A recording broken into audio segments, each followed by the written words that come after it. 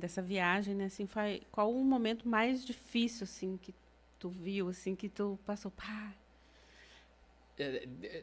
Existem vários momentos difíceis com contextos absolutamente diferentes. O mais difícil, por exemplo, em termos emocionais, provavelmente foi entrar no voo para casa. Foi bem difícil. Não foi porque eu não queria, mas é porque eu não sabia onde eu estava ali naquele momento. Eu não sabia se eu estava fazendo a coisa certa, voltar naquele momento, ou se eu já tinha passado tempo demais de eu voltar. É difícil até de explicar essa sensação, a sensação de chorar por um momento de ouro que não vai voltar mais, mas também de estar perdendo tempo de estar perto das pessoas que eu amo. Sim. Né?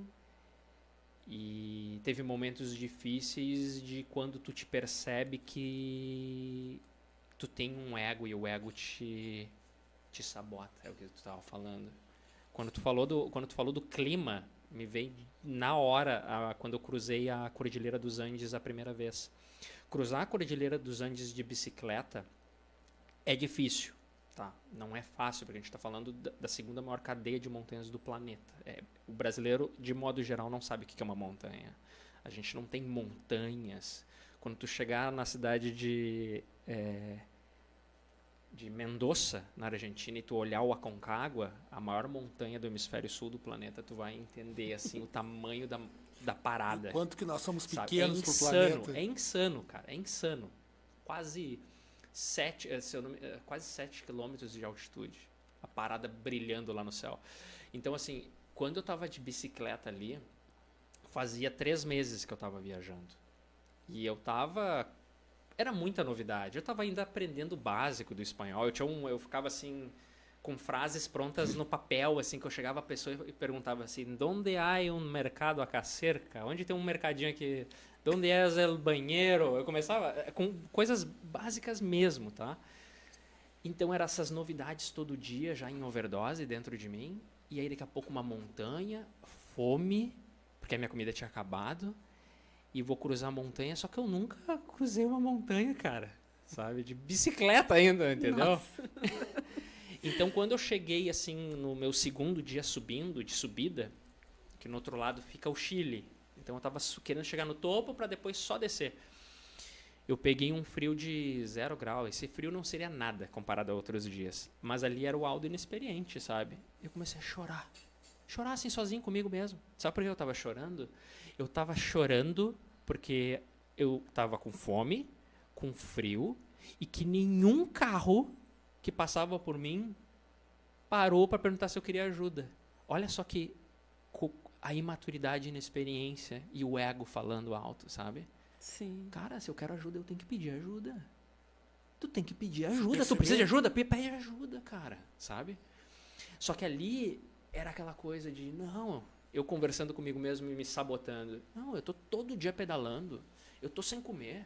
Como é que as pessoas não percebem? Como é que as pessoas vão Como perceber, é que as pessoas né? não percebem? Aquela visão do mundo que todos nós vivenciamos. Cara, olha que legal, cara. Aí assim, ó.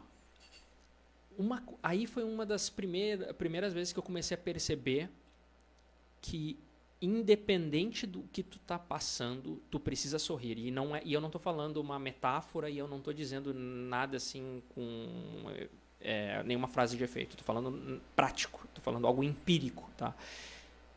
Se tu estiver passando uma dificuldade, como subir uma montanha de bicicleta e ficar fazendo cara de choro e ficar se botando a cabeça em cima do guidão, chorando, ninguém vai te ajudar.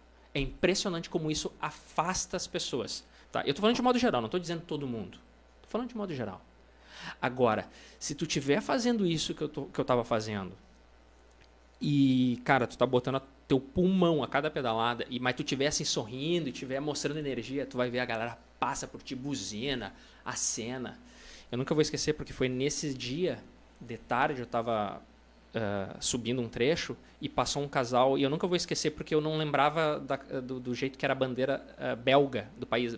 E eu vi esse casal com essa bandeira depois que eu fui ver que era da Bélgica. Esse casal passou por mim e gritou alguma coisa que eu não entendi, eu não falava inglês nessa época, e eles começaram a me aplaudir Depois que eu fui descobrir que a Bélgica é talvez o país que mais ama a bicicleta, eles provavelmente estavam falando algo muito motivacional. E estavam empolgados que finalmente viram alguém viajando de bicicleta no sul do planeta. Que não é muito comum aqui como é lá para o norte. Tá? Sim. Então, esse foi só um elemento de muitos outros dias que eu fui percebendo que não importa a dificuldade. Cara, sorri e seja... Eu não digo aquela positividade tóxica, mas, cara, seja positivo, porque tu tá fazendo isso por causa das tuas escolhas. Ninguém te colocou nessa parada. Eu tava ali subindo aquela montanha porque eu quis.